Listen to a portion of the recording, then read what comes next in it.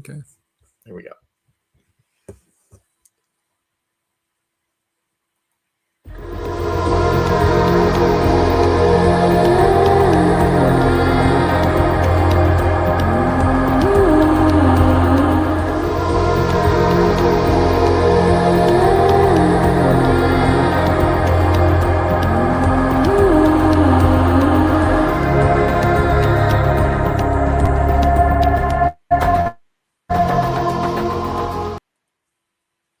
Good evening, everyone, and welcome to Roy's Tie-Dye Sci-Fi Corner, episode number 184, Aliens, the classic 1986 sequel to the 1979 film Alien.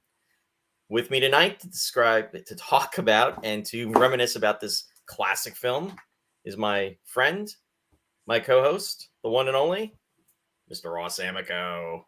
Ross, welcome. Thank you, Roy. Thank you. It's interesting. This is one of the first sequels I can think of that just identified itself by putting an S at the end of the title. I know, right? Which apparently, from one of the accounts I read, when James Cameron was pitching the film, I guess he put a dollar sign at the end of Alien, and it How just appropriate. kind of stuck. Yeah, That's so awesome. yeah. Hey, Ross, I want to welcome our viewers that are out there. So let me go ahead and do that first. And I see Randy Lee is joining us. And Randy Lee is joining us on YouTube. Welcome, Randy. And he's also joining us from New Zealand. So we've been seeing that you've been doing a lot of traveling out there, Randy. Hope your travel and your visit's been wonderful. And thanks for taking the time to join us from, again, while you're traveling. That's great. Say hi to Gandalf. And I also see your favorite movie, isn't it, Ross? One of my favorites. I see Jeff Rubel's joining us from out west. Welcome, Jeff. Great to see you out there. And also Bill Scarato is in the house. Welcome, Bill. Hope you're doing well. Thanks for joining us, too. And Bill's joining us from Harmony, New Jersey. Lou is also joining us, and he's joining us from Rhode Island. Welcome, Lou. And I see Liz is out there. Liz, welcome. Hope you're doing well. And she's joining us from the UK. And Martin is joining us from New York. And he's saying, hello, Roy and Ross. I've been jonesing about this since last week. I knew he was going to do that. I knew it. Oh. Yeah. And Jack Daly is also out there. Welcome, Jack. Great to see you out there. Jack, where are you broadcasting from? I forget, and I should know this. I have pretty much everybody down, but just definitely put that in the comments section. Craig is also joining us. He's joining us from New Jersey. He's saying, hello, fellas. Had a hard time finding you. This was a good sequel. Love this movie. Yes, it's definitely a favorite, and we'll definitely get into that, Craig. And good to see you out there as well, too. Jeff is commenting, game over, man. Oh, sorry. It's just starting. Star Trek's. There's a sequel. Star Trek. Oh, yeah. Oh, boy. You unleashed the... Unleash the Lou. Yeah, exactly. AKA the Queen. Yes. Colin is joining us from the UK as well. Welcome, Colin. Sorry, Lou. And Claudia Combs is also out there, and she's joining us from West Virginia. Welcome, Claudia. Good to see you out there. And Brennan is also joining us as well from New Jersey, I believe. Brennan, welcome. Thanks, Brennan. And Jack is saying he's in Huntington, West Virginia. Thanks for stating that. I will remember that for next time, Jack. Great to see you there. Yeah, so welcome, everybody. Yeah, we've been doing a lot of interviews, which has been wonderful, but it's been a while since we've actually... Oh, and Mark is just checking in, my coworker. Mark, welcome. All right. And Mark, I think you're in Bethlehem, Pennsylvania, if I'm not mistaken, or somewhere thereabouts. So yeah, just... you can indicate that as well too. And he's also joining us on YouTube, as is Bill and Randy Lee. So great to see that. What was I about to ready to say? You're saying we got a lot of interviews and a lot of cancellations. Yeah, but we're back and we're going strong, and we're happy to be here with this. And yeah, and this is such a fun movie. I remember this. I actually remember the date, and it was July 18th, 1986 when it premiered. I actually saw it on July 19th, 1986, which was literally a day before my 20th birthday. God, I'm old. And before we get started, Randy saying, considering that I'm a day off, everyone, you could say the show started on time for me. Yeah. We're always a day late and a dollar short. Yeah, there you go. Yeah. So, oh, and Brennan also commented he's joining us from Massachusetts. Thanks, Brennan. Appreciate that. And I see Urko 2005 is out there. Welcome. Shari is also, and I'm not sure who that is. Shari is also joining us. And hi, hun, and she's joining us from downstairs. Okay. So, anyway, Ross, did you see this movie in the theater? Absolutely. Yeah, I think I probably saw it on the opening weekend. I saw it at the Lehigh Valley Mall Cinema, whatever that was called, in Allentown. So, but I guess I didn't see it with you. No, I actually saw that with an ex. Yeah.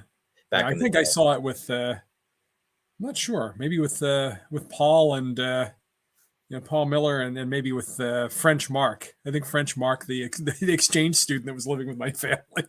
Oh, really? Yeah, that might have been about that time. Oh, jeez. Yeah. Yeah. No, there was a lot of hype in regards to this movie. Oh, I just want to say Sue's joining us too. Hey, Sue.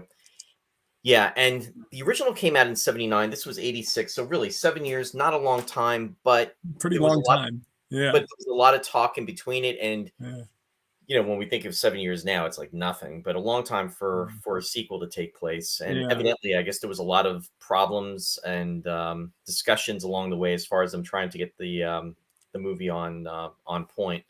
Hey, Chris LaRoche is joining us, aka The Shadow, and he's joining us from Florida. Welcome, Chris. Thanks for joining us. And also Scott Anderson is joining us. Scott, welcome, and he's joining us from Massachusetts. Thanks for being out there, Scott and Chris. Thank you. Colin is saying first more suspense, second more action. Yeah. Go ahead, Ross. I'm sorry. No, I don't know. I was going to say I thought it was a long time before the sequel came out, and in fact, when I saw the trailer for the first time, oh wow, they did an Alien sequel, because 7 years, like you say, goes by in a flash. But for movies, if you've seen a movie and you go to the movies all the time, for 7 years to pass, that's a long time. Now, of course, they don't care. They'll resurrect something from 30 years ago and make a sequel.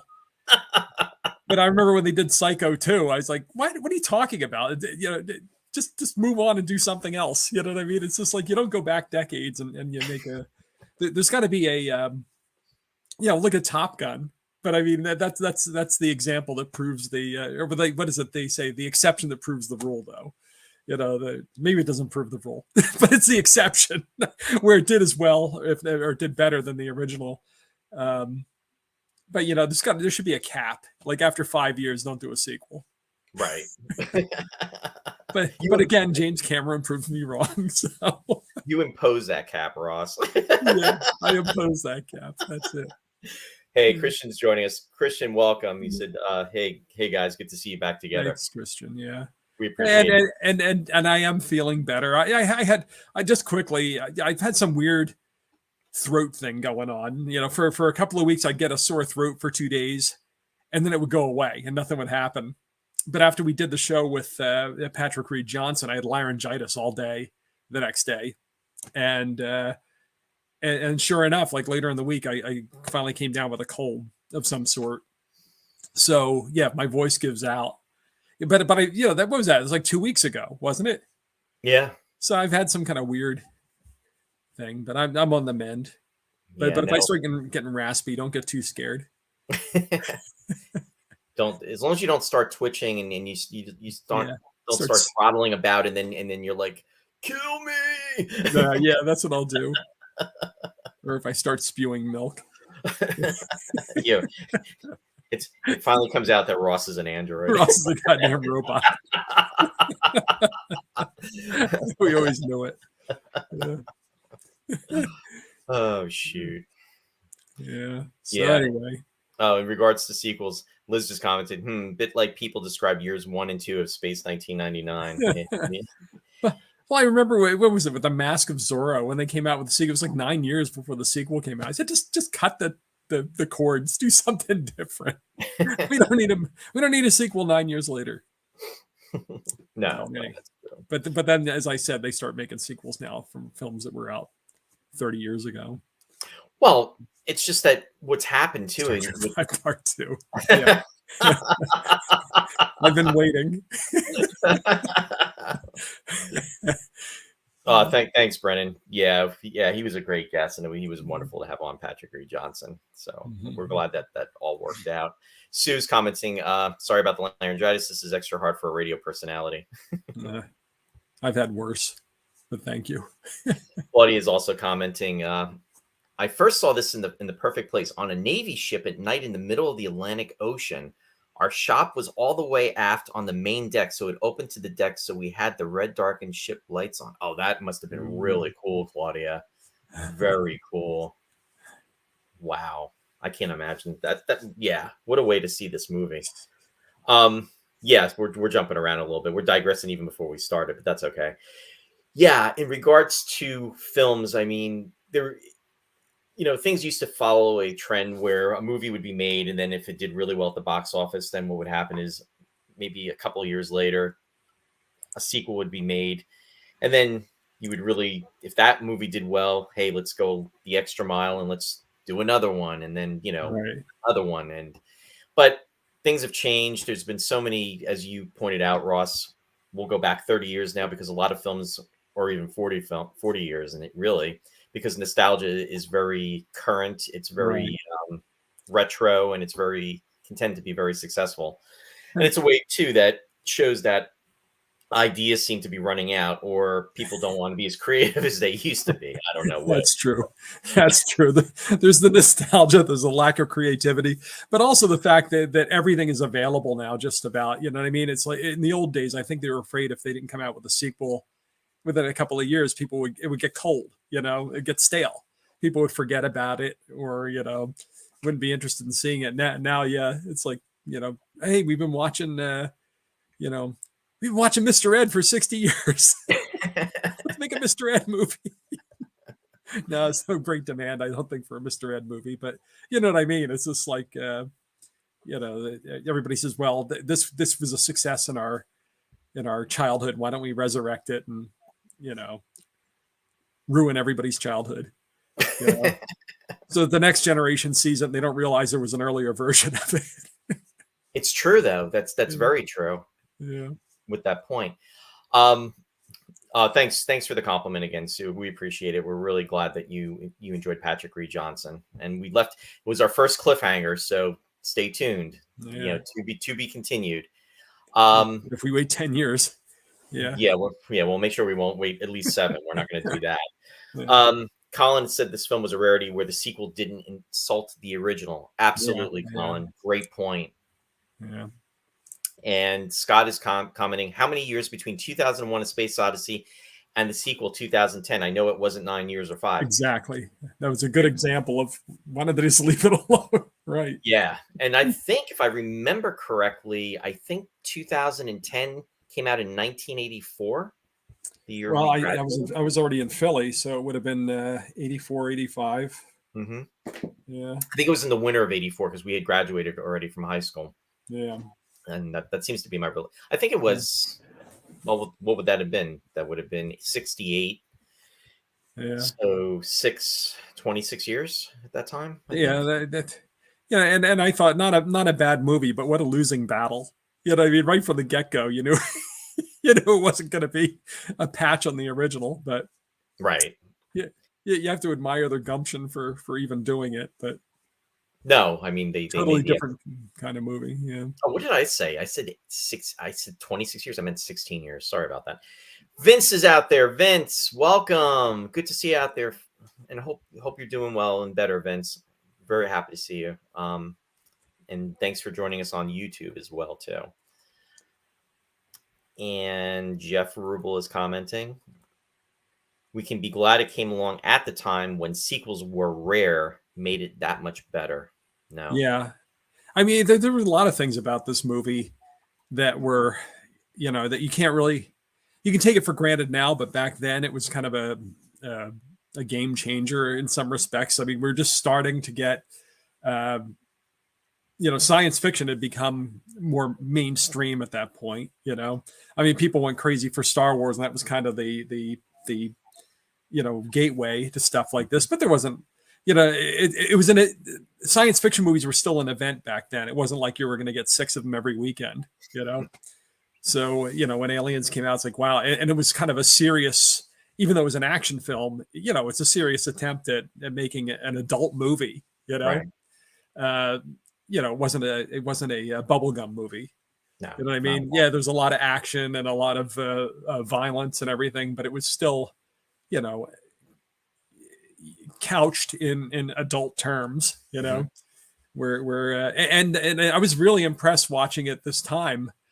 It had all that stuff that I liked about movies back then, that they took time and had quiet scenes, and you had introspective stuff with the character, with Ripley, and because my memory of having seen it in the theater was how relentless it was. Once the action started, it was one of the first movies where it was like bam, bam, bam, like it just never stopped, it seemed. And in fact, I remember the critical reaction back then, and I've looked some of it up, today, and Roger Ebert said it was like so relentless, it wasn't enjoyable for him. It was just so what were the words he used? So painfully, unremittingly intense, unremittingly intense. He said that he had a hard time. He didn't enjoy the movie. But I go back and watch it now, and it's like, yeah, it's action packed, and it's thrilling. But we're so our senses are so dulled now, I think, because every single thing you see, it's like the beginning of every movie is just some delirious set piece, and they really do never relent now. They are unremitting. Well, it's interesting that you're saying all that, because Sherry and I now I've watched this movie over the years many times. It's just, it's a favorite. So I'll go back to it. Had it on Blu-ray. It would be something I would definitely pop in. It's just one of those movies that I can watch over and over again. As much as I did enjoy the first film, Alien, Alien and Aliens are two totally different films, to your point. But I always had favored this film more so. Now, Alien was more of a suspense, was more of a horror film, really. Yeah. And where this movie was, action-packed science fiction, it you could say it was a thriller maybe on some levels, but to your point again, it had a lot of elements going on with it. I mean, there's the mother-daughter relationship that becomes implied, in which actually happens between Ripley and Newt, because she lost her daughter, and we'll go through the movie and everything. But I mean, there's that aspect of it. There's the part that she lost her crew, so she's scarred from that, from her past episode. And this film actually takes place too 57 years later from the original, which was really kind of a brilliant way to go about it. And it's kind of weird to think too, all of that time had passed, and it's like all those folks, everything that took place in the first movie is almost like a lingering memory until it gets revived when Ripley gets discovered frozen. And here she is brought to a space station, and she is like trying to figure out where she's at, doesn't recall, it doesn't look familiar, and in the infirmary. And then that's where everything starts to unravel. So you have that aspect of it. Later in the film, you have the action sequences with the Colonial Marines. There's that piece. So it's just 1, 2, 3, 1, 2, 3. Shari was commenting the other night when we were watching it together. She was even saying that it's like this movie just does not stop. In fact, it's probably not the best movie to watch right before you go to sleep, because the brain is so supercharged and you're just like so into it, because it is just boom, boom, boom, boom. I think the slowest piece of this movie is actually the first 2 minutes of the film, and then maybe the last 60 seconds of the film. But otherwise, it's constant. And to your point, there Yeah. is the moments between Newt and Ripley Right. that are kind of solemn, and where the relationship is really being strengthened and being reinforced. And there's that aspect of it as well too. Well, and but at the beginning, you get all the setup, where Mhm. she's grappling with the idea of going back to the planet, and all this stuff for, I don't know, the first 20 minutes of the movie or something. I don't know how long, but before the Marines take off and they actually arrive at the planet and the action starts.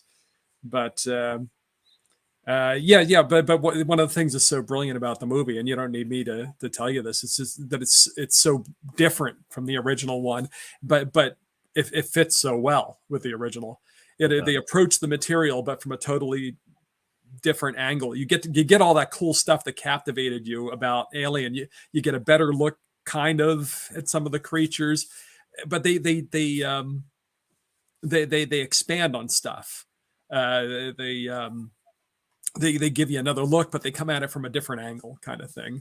And what's really great is, again, this is like totally before the computer generated effects. All of it's old school, how they did this stuff. I mean, they had guys in costumes, they have marionettes, they did what they could with disguising stuff with steam and goo and editing and lighting and all that sort of stuff. But I mean, come on, you didn't need the computer.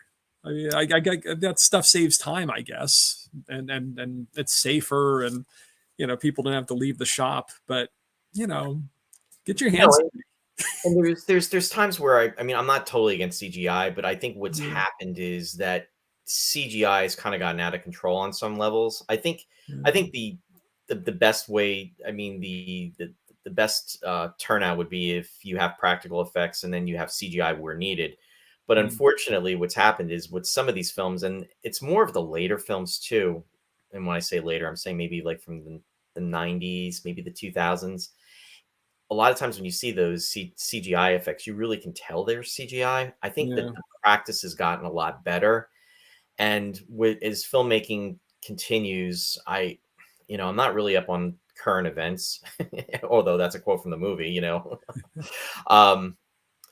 that they're doing better with it. I mean, there's some shows that, I watch on television that, science fiction shows, and they're using, CGI, and it does work to a point, but I'm with you where I tend to favor the practical effects. I mean, Stan Winston did the effects for the Alien, and to your point too, they had dancers, and I think gymnasts. They had 12 different costumes that were essentially being utilized for the Alien, for the drones, the soldiers, so to speak, that they were utilizing. And of course, then there was the Queen as well. Right. And the manpower, or the human power, I should say, to operate those contraptions. I mean, there were a lot of people involved, because it was a huge effect. And I love the fact that they give you something different, which they used to do in the Star Wars movies too, where, so you get a lot of the alien, the aliens, the xenomorphs or what have you, but then you see the Queen. The Queen is outstrips them all. Yeah, exactly. See what the birthing process is, and the alien movies are already so much about, like this birth anxiety and body horror, and how gross how gross the body is. And how awful reproduction is. Yeah, it takes it to the next level with that. But hey, you get this big spider queen. Yeah. I want to welcome Linda's joining us from Canada. Linda, welcome. She's saying this is one of her faves. Good to see you out there, Linda. Also, Pete Foltz is out there as well too. Welcome, Pete. He commented about Helen Mirren earlier too. And Brennan said yes, 1984, a week before Dune. Lots of laughs. Oh, wow. We were talking about 2010 coming out. Okay.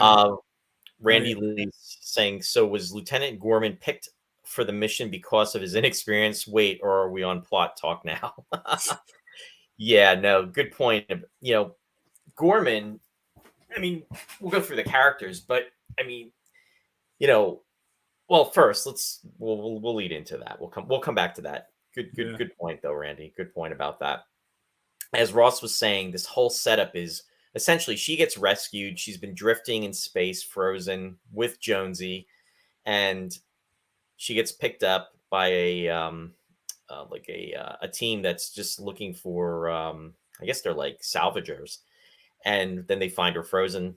They bring her back to the space station that's in orbit of Earth, and she's finding out what's going on. And of course, she's met by Paul Reiser's character, and he works for the company. And it's like one of the first things he does during his introductions.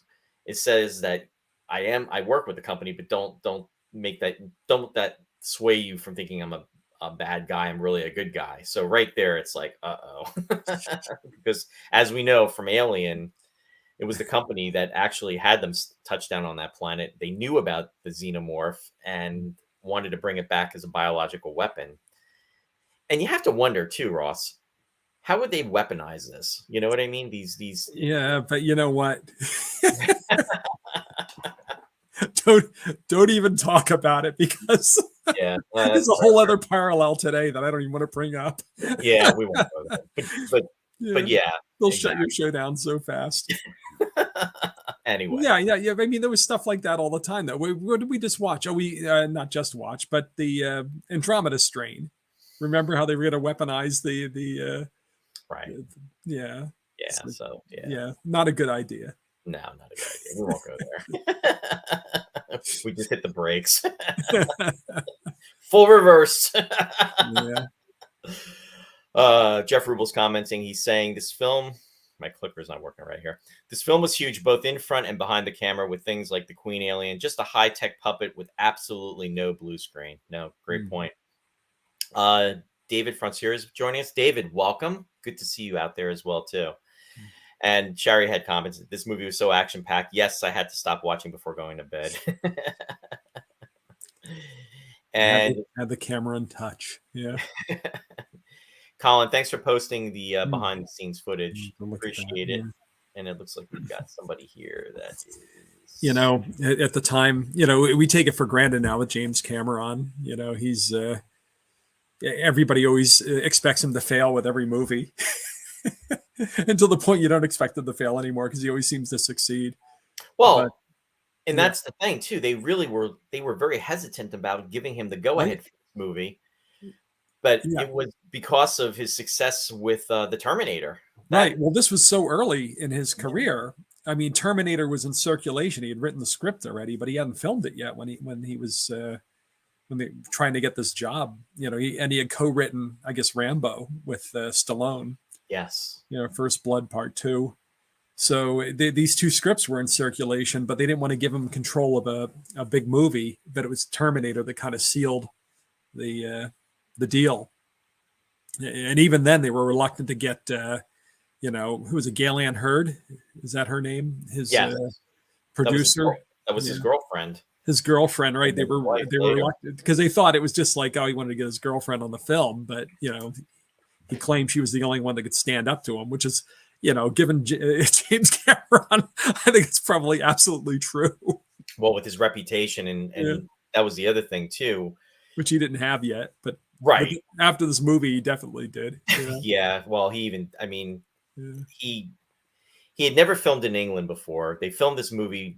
I guess 95% of this film was filmed at Pinewood Studios, and he wasn't accustomed to the way the unions work there in regards to, in England, taking time off, you know, for drinking tea. I mean, it was like a tea break, which tea time, tea time, which is kind of cool, I think. But anyway, when you're making a movie, a multi-million-dollar movie, and you know, wanting to get things done and losing an hour every day, he wasn't happy about it, and he just felt that the production crew was more lax, I guess, than they were in the U.S. So there were a lot of tensions in regards to that, and things getting done the way he wanted them to. Right. They wouldn't listen to him, and they'd set the camera or the lighting a different way, and he'd go and change it himself. And there were union issues and all kinds of stuff going on there. So yeah, there was total animosity. I mean, the crew would walk off the set sometimes, you know. So they finally somehow struck a bargain. That as long as he honored their hours or whatever, they would work for him. But by the end of the film, there was no love lost. Yeah, one of the quotes I saw is when he was leaving Pinewood Studios, he was just kind of like smiling, saying, "I'll never be back," or something along the lines of that. Yeah, I don't yeah, know if that's true, if that's how it he never went back there, but yeah. evidently that's how he felt. To, at least when the movie It was was completed. it was the quote was a little saltier than that, but Yeah, there you go. but that was the gist. You get the meaning. Yeah, and principal photography on this, it went about 75 days, but it was a tough shoot. It went from I believe September of 1985 till January of 1986. And in fact, in regards to that, Liz also commented. She said, "I like the director's cut where they put more backstory in the start." Liz, I am totally with you. In fact, story about that, and this is before it was released on Blu-ray and everything. There was rumors, and this is going back years ago, probably back into I think the 90s, that there was extra footage that was made with this film, and I had never seen it. And people, some people I knew had talked about it. And when I actually got to see it, I was like, wow, this is just really, really cool. And it's only about 17 extra minutes, but it's really a shame too, because Newt's parents and also her brother that are in this movie, where everything in really regards to their family was cut. But Cameron, I guess, cut it because he felt that it took away from the suspense of knowing exactly that what was going on, that Yeah, not the enough alien mystery. actually, Yeah, the mystery aspect of right. Yeah, that's a trade-off, and I still haven't seen. I got it, but I still haven't gone back and watched the extra footage, the director's cut, because I'm usually in favor of theatrical cuts unless they're totally butchered. But then I don't mind going back and watching the director's cut. But for me, it's like kind of a once and done thing. I'm not going to watch it every time I watch the movie. I'm probably going to go back and watch the theatrical cut unless the theatrical cut is absolutely terrible. which it But wasn't, obviously. yeah, But it really does enhance. There's also, they have robot sentries that they use essentially to try to destroy a lot of the aliens. So that's brought out. So that's an extra piece, which I thought was very significant. And then also just a couple of character moments that were taken out. It changes the entire. I mean, imagine how objective you have to be to step back after you've shot all that stuff and try to put together the story in such a way that you're revealing things gradually to the audience, and it has to make sense, though, because it kind of changes the whole structure dynamic of the story. Yeah, the dynamic, because you start out and you start showing all this stuff, and then you take it out, and then you kind of have to make sure that it's revealed later on, or enough of it's known that the story makes sense, like the whole thing with Newt and all that. Otherwise, you wind up with George Lucas, where you have the classic trilogy, and then he goes back and he does the whole thing with Anakin and this and that. So that by the time you get to The Empire Strikes Back, like nobody's shocked. Oh, what, you mean Vader's Luke's father? What, is he lying? What? Did Obi-Wan lie? What's going on? What? Exactly. Yeah. So, well, especially and it's a shame. Could you imagine now? Think about it. And this is where it's got to be really frustrating. You're an actor. You're in a movie that you're a part of the production. You have maybe a small part, but you still have significant dialogue. And what happens is you wind up on the cutting room floor, and then the movie becomes this huge hit. I mean, there's got to be a level of frustration with that. That happened in film after film for Kevin Costner. You know that he was in several movies where they just cut him out of the movie, and then he became a big star. But it's him in The Big Chill that they're stitching up. He's the dead friend. Right. And he was supposed to have the flashbacks and everything else. They just chopped it all out of the movie. So yeah, go figure. Yeah, he's the one that they're getting ready for the funeral at the beginning. Right. Yeah. Randy said the audio effects were amazing. Yeah, they definitely were. And Chris LaRoche said, always have been more a practical effects fan. Yeah. It's Christian said Alien is a horror film. The Nostromo is the haunted house. Aliens is a commentary on the Vietnam War action packed. Yeah. Yeah, I mean that's the thing. The first movie is a haunted house movie, and this one, I think that I don't know if it was I think it was Walter Hill, one of the producers. Walter Hill, the director of 48 Hours and The Warriors and all these other, testosterone filled action, manly movies. I think he described it as a roller coaster. But it's funny because I would totally think coming to this without any knowledge of who was involved, I would totally think that John Milius was involved in this, the guy who did Conan the Barbarian, and because he's all into the warrior stuff all the time.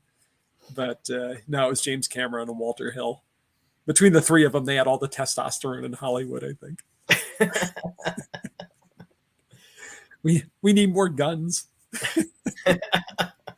Sue commented, Linda commented, I was unable to watch Paul Reiser and anything after this because I hated him so much. No, you know what, Linda, you're absolutely right though, because he you think of him as such a, I'm not even going to say it, but such a yeah. Well, I had already seen his stand up, so I already hated him. See, I didn't even know he was a comedian though. So well, he was always on the late night. He's always on Carson and Letterman, I think, doing his stand up, and he was always annoying. But yeah, I was so surprised to see him turn up in Aliens because he was a comedian. Right? Yeah, I had no clue. That was he also in Diner? I can't remember. Was he in Diner? Wow, was he part of the cast of that? Everybody else seemed to have been in Diner, but I can't remember now. I shouldn't bring this stuff out of nowhere without looking it up. But that's all good. But there was some kind of baseline where I knew who he was before I had seen Aliens. He always annoyed me in everything until Stranger Things. Now he's like avuncular. It's like, oh, it's Paul Reiser. Is he in Stranger Things? Yeah. He plays one of the scientists. Yeah. Oh, I didn't know that. Okay. Yeah. Oh, I'll have to check that out. Although, did he just? I mean, Stranger Things, is he in the later seasons? Yeah, because the earlier seasons, it's what's his face. It's a totally another unlikely casting choice. It's okay. It's what the hell's his name? Everybody knows what it is now. I can't think of it off the top of my head. He's a more sympathetic Paul Reiser. Okay. Well, here you go. Chris Lurer said the Outer Space A-Team. In fact, he posted something on my Outer Space A-Team. Exactly. Colin says we all stopped for tea at 3. Lots of laughs. Yeah, I do that too. Sometimes it's why actually. Hey, Dennis is joining us. Dennis Chevalier is joining us from Canada. Welcome, Dennis. Good to see you out there too. Liz said Robert Vaughn thought the same about the unions when he was filming The Protectors. Yeah, that's right. I forgot. See, Robert Vaughn is the kind of guy you'd think they would have cast as the company stooge. It doesn't seem like the slimy guy that would sell you out. He actually did do a lot of stuff like that, though. Yeah. Yeah. Ooh, Robert Vaughn, who knew? He turned out to be the company stooge.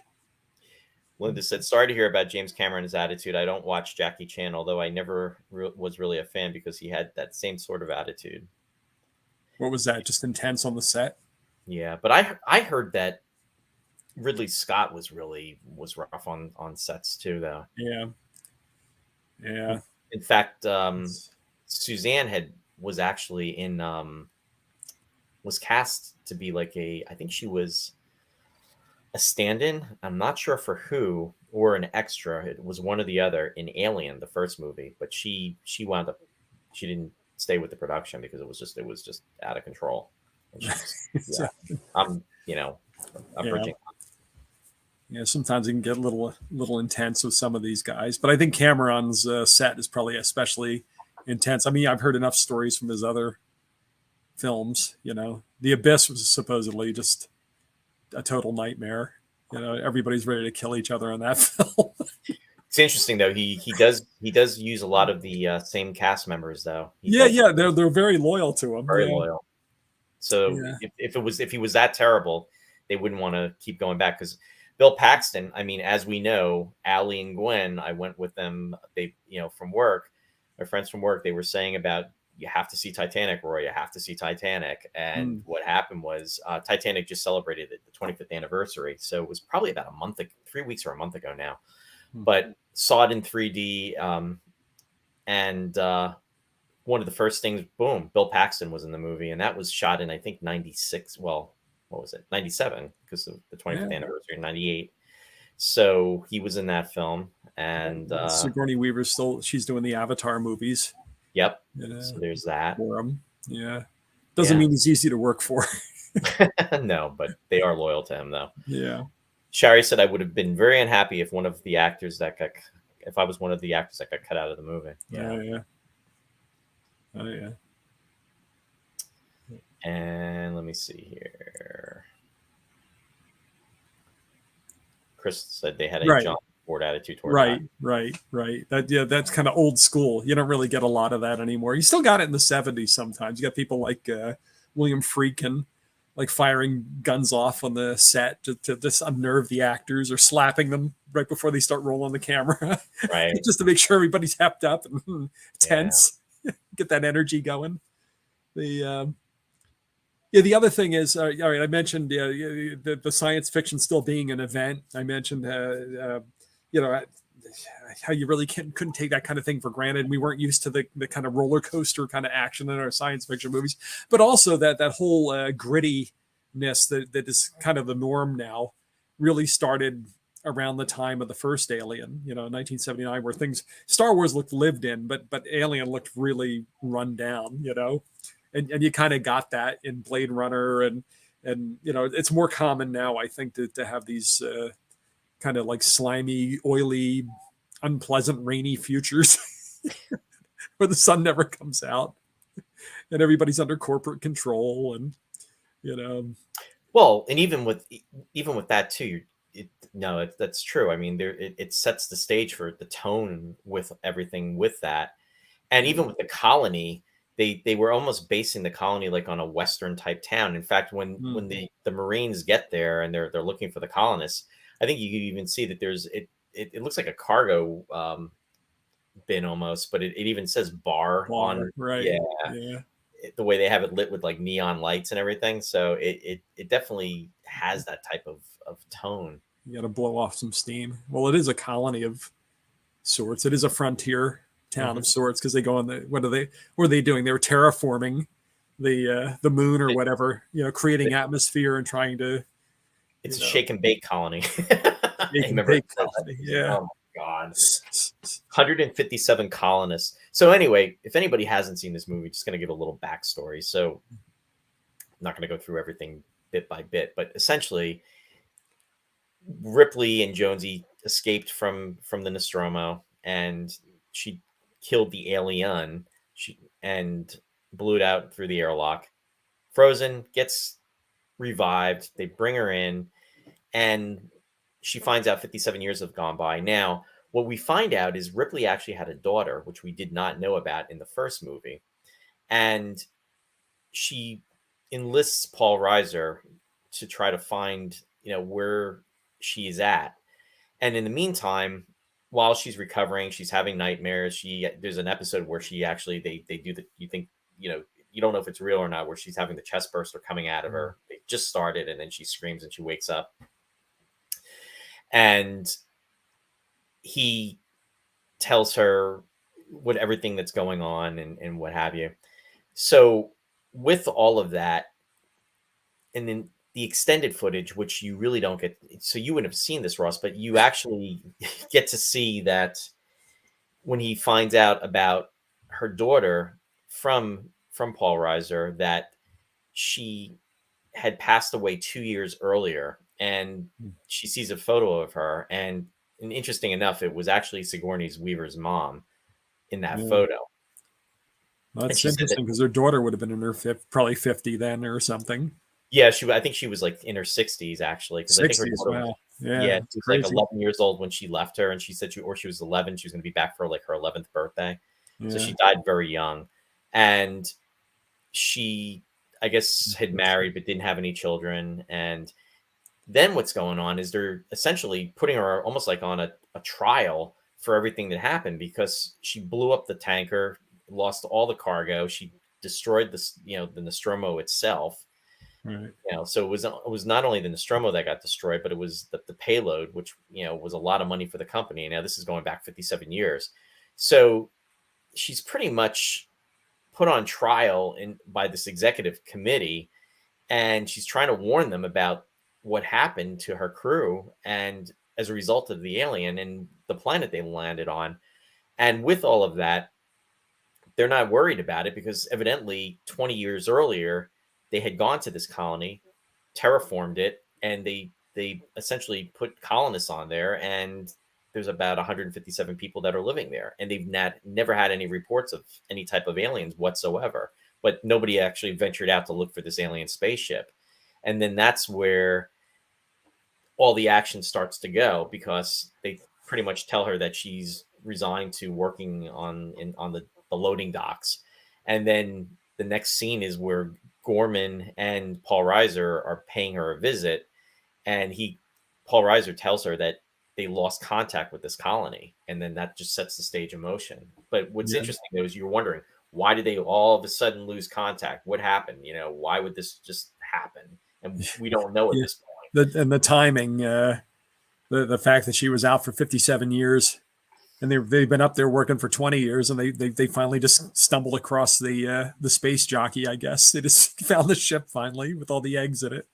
Right, and this is why in the extended version, after Ripley's so-called trial, it cuts back to the scene on the planet, and this is where we're introduced to Newt's brother, who incidentally was her real life brother, and then also her mom and dad in the movie. And what they're doing is they're out investigating based on some information that they received back from Earth.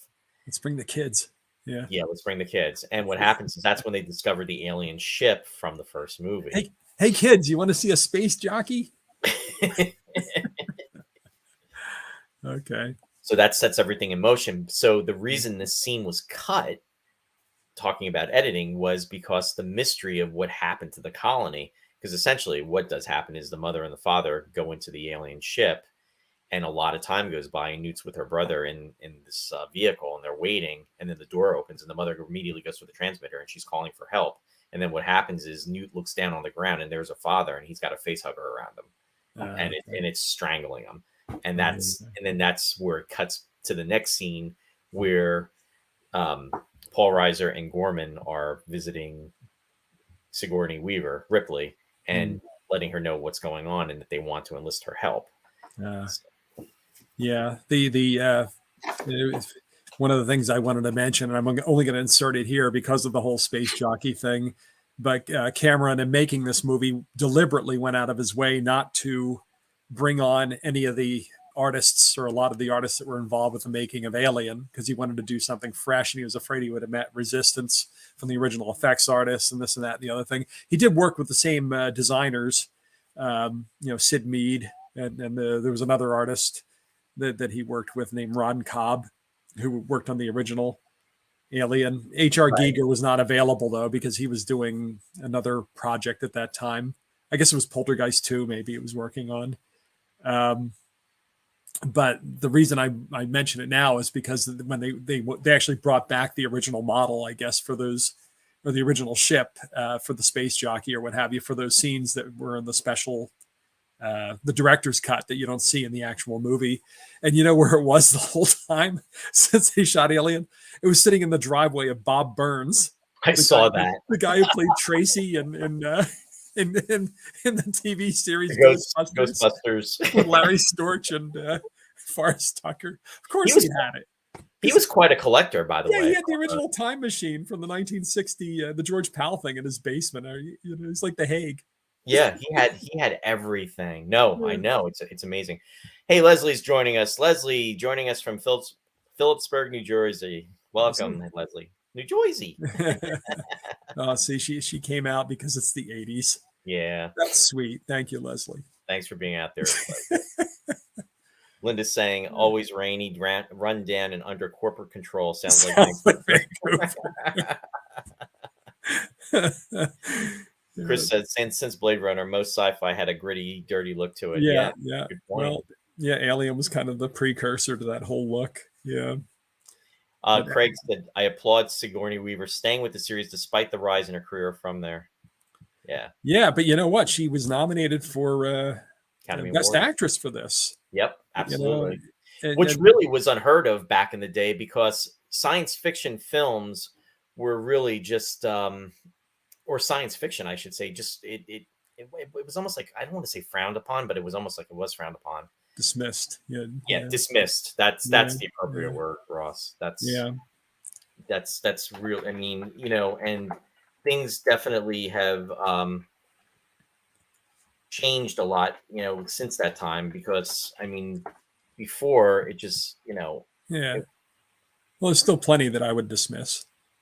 well, But I mean, there are good ones being made now. They're not all just cheesy, you know, low budget affairs or what have you. oh, and it's a great tie-in too, because look right now, Michelle Yeoh with Everything Everywhere All at Once. I Oh, mean, I haven't seen it yet. no, I s- I have to finish watching it. Definitely, Yeah. I mean, I think she's great. I mean, I think she does Well, an amazing job with her work. I mean, Bond, Star Trek, everything. So wasn't she in yeah, Crouching Tiger? Crouching Tiger, Hidden Yeah. Dragon. Yeah. So Wait, where are you streaming it from? uh, Are we allowed to say on the show, or you want to tell me afterwards? I'll tell you after. No, it's not. No, it was on. It was through Amazon, but it was through wasn't Really? Amazon. It was, yeah, it was, and actually it was a trial period, and I was able to stream it at home. Actually, Huh. Like it wasn't Prime though, was it? no, it was. Yeah, because I couldn't get it off of there. Yeah, I did a Google search on it, and I was able to come up. So yeah, Yeah. but definitely, They're, definitely check it out. they're showing it here at the theater in town, but it's always like at wacky times. So yeah, I do want to catch it though. Yeah, no, I'm really happy. And then of course, and I can't think of I can't pronounce the actor's name, but who played Short Round? I mean, Sure. he's in my favorite Yeah. 1984 movie, which is really not, but I'm happy for him though, because he's really, I hope they all get it. And there seems to be a lot of sincerity amongst that cast, and they really seem to have really gelled. And fingers crossed. In fact, Sue sent me something. She was on Stephen Colbert the other night, and she was, he was talking to her about it, and she really feels that movie. I mean, her career has prepared her for that film, and it's yes, thank you, Leslie Kehu. I can't pronounce his name, and I don't want to butcher it, but anyway, yeah. So definitely, if you haven't seen it, check it out, and I'd love to see it in the theater too, Ross. That would be kind of cool, actually. Okay. So Well, maybe you can get down here. yeah, I don't know how much longer it's going to hold. I went to the awards next week or something, and you know how it is. Once the awards hit, unless it wins, they're going to pull it out of every theater. right, exactly. So, Yes, Mark, absolutely. It was on Showtime, Ross. That's what it was. oh well, no wonder I couldn't see it. Yeah, But I don't have Showtime. Yeah, we don't either. But what I did was I signed up for a 7-day trial period, and I got it. So yeah, I don't do that stuff because I'll forget, and suddenly I'll be owing my life's blood to Showtime. but that's when you need the bulk of my meld. Remember. They count on guys like me. It's like, oh yeah, you get free 7-day trial. Now you owe us $50,000 plus tip. Christian is saying, back in the Hollywood golden years, there were many strong female roles, especially in film noir. Absolutely, Christian. Totally agree. Yeah. Hey, Gwen. Gwen is joining us. Welcome. Hey, Roy and Ross. I'm late, but I'm here. Good to see you out there, Gwen. I was talking about Titanic earlier. You missed it. Because the director of this film, Aliens, Gwen, from 1986, directed Titanic 12 years later. Yes, and Brennan also said Showtime and Paramount Plus are merging. Yeah, it's going to become one happy family. Yeah. and then it'll get swallowed by Disney. Yeah. Talking about corporate overlords. Uh-oh. Yeah. And it never stops raining. Oh boy. But oh yeah, so James Cameron must be like so intense. He must be always happed up. Probably naturally. But I think I remember. I shouldn't be telling tales out of school, but I think he mentioned at some point he was on some other stuff at a point when he was doing all these script treatments and stuff, because he did the treatment for this film in 3 days. They said, all right, we got this idea that it's going to be Ripley and space soldiers, and he sat down and wrote the treatment in 3 days, and it was part of the reason that he got the film. Although, as I said, it was the performance of Terminator that really got him, because prior to Terminator, I think the only film credit he had as director was Piranha 2. Yes. Some folks So were commenting about that earlier too. And the mm, other thing too is the studio, they really were giving him a hard time about Sigourney Weaver too, that they didn't want her. And when right, they thought she she'd be was too expensive, right? yeah, because of the Yeah, success of Alien and everything. And at one point, I mean, she was trying to haggle a little bit. And one of the comments that I read was that he passed the word on to the director of the Terminator movie, not the director, the who was it? The agent, I think, of Arnold her Schwarzenegger, agent, yeah, that essentially that they would rewrite it and bring somebody else in, mm, and then things kind of calmed down, and then she, she was secure with doing it. But he almost walked away from the project because they were giving a hard time, saying that they didn't want her, and he pretty much was saying this is about her. yeah, Sigourney was against guns, but he said that it was secondary with this film. Really, it was more, he was really trying to convey the relationship between Ripley's character and Newt's character, and that was going to be yeah. the emphasis, which definitely came through. Yeah, you Hey, had all kinds of haggling. You had all kinds of back and forth. You had, you know, what was the other thing I was going to say now? The things that were delaying it. The well, well, wasn't there? I think there was a strike too at one point, and he had well, actually there's a got. writer's strike, right? Yeah, but there were all kinds of reasons this thing got pushed back, and yeah, and all kinds of reasons it almost didn't get made. Just like Alien 5 now has not been made. Yeah, Mm. well, we'll talk about that later. I It's want to welcome. Go ahead. Real You go quick, I ahead. just want to welcome Dan. Dan is joining us from Houston, Texas. He's traveling with his wife. Welcome, Dan. Good to see you out there. And he said, sorry about forgetting because different time zones because they're in Central. So, no, we appreciate you being out there, Dan, especially while you're traveling. So, good to see you. Yeah, this is like one of the unlikeliest franchises, I think. And I love when they make a sequel that's totally different from the original and yet still succeeds at that level. It so rarely happens um, that they succeed in that, but very often, yeah, after you get to the third movie in a series, you might as well just stop because it's diminishing returns. Right. But think about it. I mean, it's really Ripley, I guess, that kind of keeps you there, because how many of these things are you going to do? It's like they can keep going to different locations. Like, oh, look, an alien. It's a xenomorph. Now we've got trouble. And it's the same movie, they Well, have different ideas. Yeah. I think after the first movie, it was fine. I mean, I think everybody was hoping for it, waiting for it, didn't know what to expect. It was the first one definitely left you potentially wanting more, and the way he built the story in that almost 60 years had gone by. She was scarred after being revived because she was having the nightmares. I mean, she was almost crippled by it.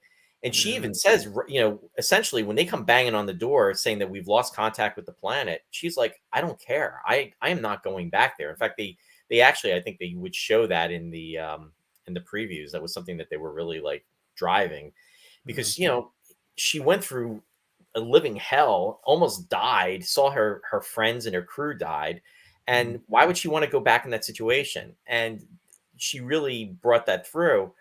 And unfortunately, though, the nightmares kept continuing. She wasn't happy with the job that she had. And of course, what Paul Reiser's character promised her was that if in fact that she would go back out there, he would get her reinstated, and the company would not be like blacklisting her, so to speak. So she calls him after one of the nightmares and says, okay, you know what? You're going out there to wipe them out. This isn't about bringing them back. And then he's like, you have my word. That's the plan. So, she pretty much says she's in. And then the next thing you know, you're seeing the Sulaku, this warrior ship that's headed to the planet, and they're all frozen, and it's the Marines, and Yeah. it Yeah. sets the stage for that. And regarding the Marines too, interesting too, what James Cameron did was there's a scene where they're all together in the beginning, and they're they just been revived from suspended animation, and they're having the camaraderie, so to speak. Mm. Drink, Ross. And they're gathered around the table, But who's separated from it all is Ripley and Gorman, who's the lieutenant that's in charge of the Marines, and then also you've got Paul Reiser, and then you've got Bishop, who's the android, who we don't know that Bishop is an android at that point. And the Marines, they're all interacting, they're all joking with each other, they're having their moments. That was like, I believe that was like the last scene that was filmed, and the whole reason that they did that was that Cameron did it was because he wanted them to have worked together as a crew, and he wanted all that to come together, that they had like a rapport that had been filmed, which with filmmaking, everything is done out of sequence anyway, so it only made sense. Now, having seen the first movie, I didn't want more. In fact, I never expected a sequel, because it was perfect the way it was. You know what I mean? It didn't follow automatically back then that a film was going to have a sequel. But seeing the trailer for this movie, before it came out, I thought, I want to see this. Yeah. Because they obviously taking a totally different approach with this, and this looks awesome. And it lived up to it. And now the Sulaco, the name of the ship, it's like Sulaco. They have this tradition in the Alien movies of naming the ships after Joseph Conrad stories, because the Nostromo is a book by Joseph Conrad, and Sulaco, it turns out, is the town in South America where the story is set. So they just call it the Sulaco, and there was no real reason apparently that they started this tradition, except I guess Ridley Scott did The Duelists, was his first film, and that was based on a Joseph Conrad story. So I don't know if he came in and said, well, wouldn't it be cool if we named it after a Joseph Conrad book, and then I can have my, every movie I'll work in some Joseph Conrad or something. But apparently there was no, like allegory or metaphorical significance or anything like that. They just liked the sound of it and they went with it. But they've had a tradition now in the Alien movies that they would name something after, out of a book from Joseph Conrad. I did not know that. That's pretty cool, actually. Yeah, well, I know, because I remember when Alien came out, I thought, Nostromo, what's that from? So I had looked into it all the way back then. So. Oh, Leslie was quick to point out, not an android, it's synthetic human. Right. Synthetic human. See, that's another great thing. But it's another way they came at the same material, but approached it from a totally different angle and turned it on its head. The Bishop turns out to be, he's not bad. He's a decent guy. Right. They have that bond, and you actually get to like him, Right up until the end. Until Ian Holm. He's speared. They're unlike Ian Holm, right? Mark commented, he said they did milk it more with crossover Alien versus Predator movies. I forgot about that, Mark. I'm aware. I forgot in the sense that when those movies came out, I think Vince and I actually saw one of those, or maybe it was wasn't there a Freddy versus Freddy versus Predator? No, it was Freddy versus Jason, I think. Freddy versus Jason versus Predator versus Xenomorph. What would make these movies? Who would win? I know, right? Versus Frankenstein. Yeah. But I do, in theory, I like when they do that stuff, because it's such a cheesy B movie kind of thing to do. They used to do it all the time back in the 40s with all the Universal horror monsters. But in practice, I don't think I'd care to see any of them. But yeah, I think that actually killed the franchise. The fact that they, because they, I've never seen Alien Resurrection, so we won't go into it. I know you weren't fond of number 3, and from your remarks, I think you didn't like number 4. But there was a 5th one they were kicking around the idea of doing. But I think the fact that it had already gone the route of Alien versus Predator, and well, maybe not at that point, but as they were developing number 5, that started happening. And then they also, Ridley Scott came back and did, after years of saying he wouldn't do another Alien movie, he came back and did Prometheus and whatever the follow-up to that was. Well, and to your point about that, they, I had heard maybe if they did a 5th movie, what they were going to do is they were going to totally bypass Alien 3 and 4. Oh. And it would be like it took place after Alien 2. But she wants to come back, or wants to be in it. Sigourney wants to be in it, so they're going to bring her back. Okay, why not? So that would be the way they would do it. It's almost like, okay, 3 and 4 never took place. Like Superman. Yeah. Yeah, exactly. Let's just let's start over from where Alien 2 left off. And honestly, you know, and I don't know, folks, if you've seen 3 and 4, I personally, I am not a fan. I mean, I Yeah. was so let down seeing 3. I think 3 came out in 92. 4 came out Yeah. in 97. And I just, no, I'm Yeah. sorry. I major Yeah. let for me. I can understand that. You know, I never really had a lot invested in them. You know, I after seeing 1 and after seeing 2 and coming out and thinking they were so you know rewarding. When I went to see 3, I thought, all right, well, it wasn't that great, but I don't care. It's Alien. Yeah. I didn't really have a lot invested in it. It's just I just felt we had the first 2. Yeah. I mean, we didn't even get through this movie yet, but I just felt that with 3, they just gave it a weak storyline, and it just Well, that was another one where it was in development for a long time, and they jumped through a lot of hoops, and they got creative, and it made no sense. yeah. Now here's a question for you, and I went back and I was looking for the answer, and I couldn't find it. I didn't scour through the internet because I'm sure I could find it that way. Yeah. What was the time frame of them traveling from Earth to the planet? Do you know? What, in the first movie? No, the second. In Aliens. Oh, geez, I don't know actually. Yeah, because they go into that. They're frozen, and right. they ask. They call it stasis. They go into stasis. Yeah. Right.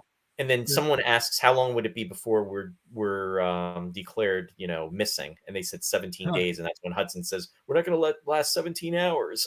You know. Yeah. But so, in regards to that, is that the time frame it took to travel from from Earth to the planet? I don't know. Well, because they're not even on Earth when they leave, right? They're on that space station or whatever, aren't they? Or yeah, not?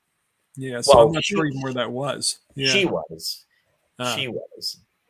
Yeah. No, and yeah, thanks, Jeff. But I'm not sure if that was the travel time to the planet. I mean, that's when they would be declared missing. I don't know. So what were we talking about before we got all sidetracked with the we got into the Joseph Conrad stuff. Right. Right. Yeah, whatever. Whatever. Listen to you. There's something else that you brought up that made me think of something.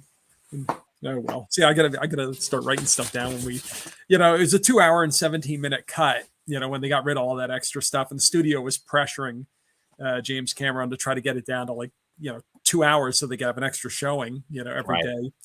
But you know, when the guy flew out to, you know, talk to Cameron about it, he convinced him he needed the extra, you know, 17 minutes or what have you. So. But he had to get rid of all that other stuff to get it down, you know, from the director's cut to what we have. Yeah, I mean, and I think to your point, they wanted him to cut more, and Cameron said no because it would have altered the movie. So unfortunately, they didn't do that because you know, you're going to butcher the film. I mean, you convey a different type of movie when you edit it. In fact, speaking of the editor of this movie was the same as Raymond, and I just lost his last name. He was the same guy that had actually edited 2001: A Space Odyssey. Oh, really? Yeah. Wow. That's a totally different pace, totally different movie. Yeah. Wow. Yeah. And Cameron was leery. Yeah. Ray Lovejoy. He had edited 2001, and Cameron was, you know, nervous about it, but after everything had been done, he was you know, happy with the way it came out. In fact, he had actually, Ray Lovejoy had was nominated for an Academy Award for Best Film Editing too. Oh, okay. Yeah. So. Yeah, it won visual effects and sound editing, and as I said, Sigourney was nominated for Best Actress. But I didn't look at the other nominations to see what it was.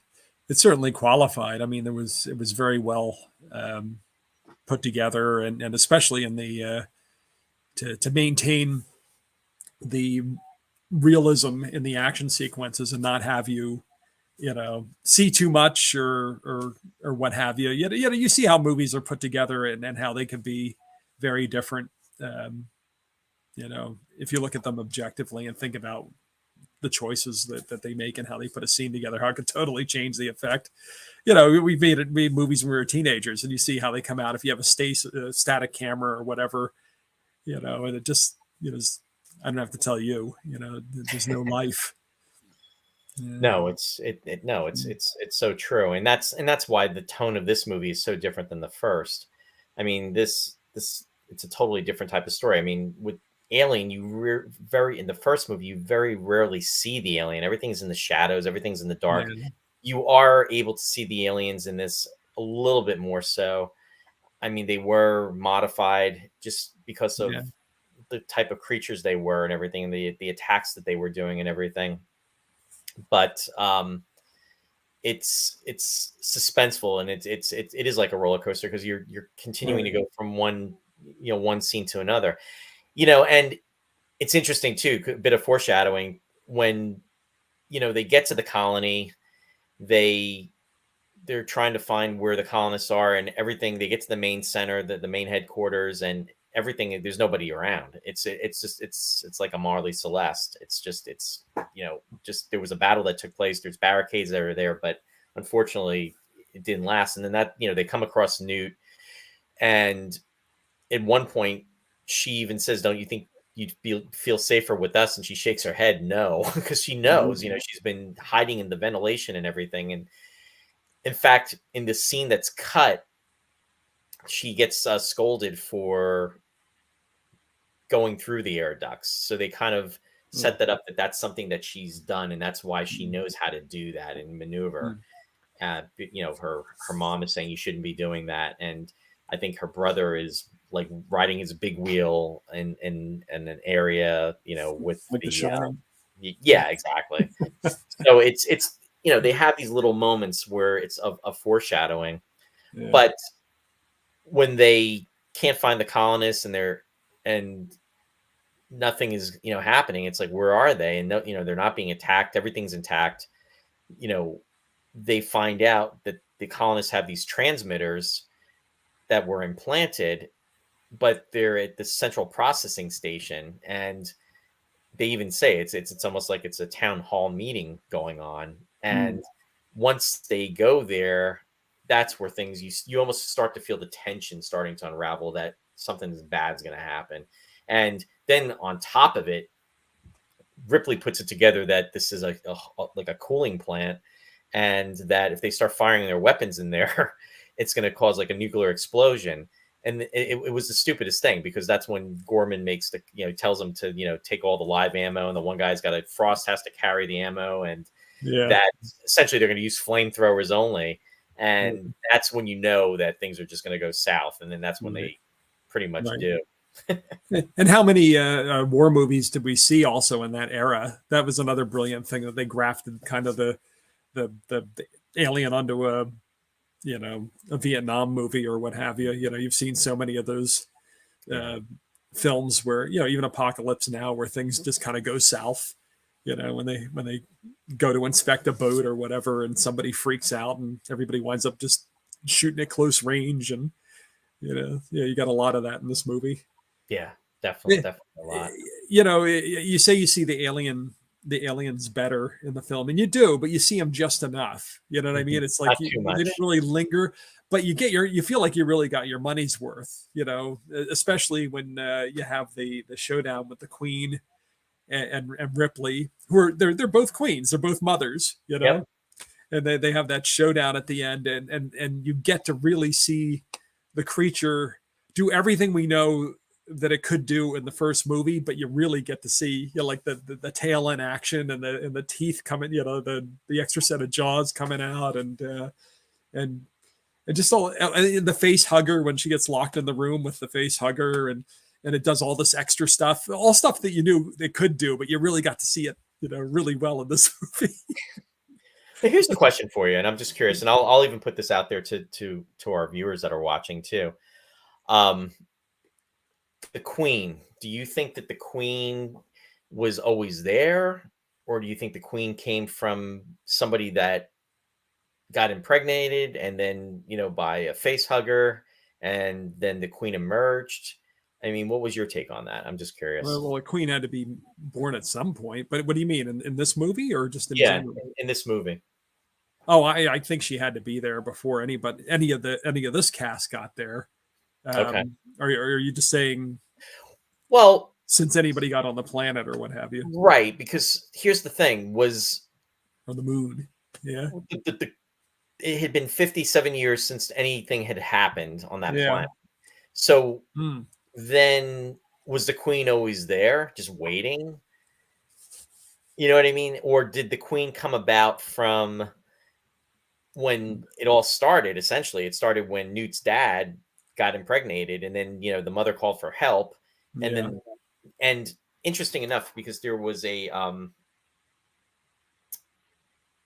something that was written about this, and I thought I had it, and I was all prepped and ready to go.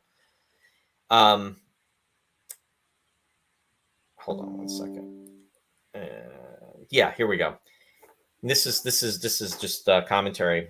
Jace Benedict, who played Newt's father, was the first of the colonists to be impregnated. It had been theorized by many fans that he may have given birth to the xenomorph Queen. James Cameron commented in Starlog magazine that off-screen, after Newt's mother called for help, a rescue team arrived.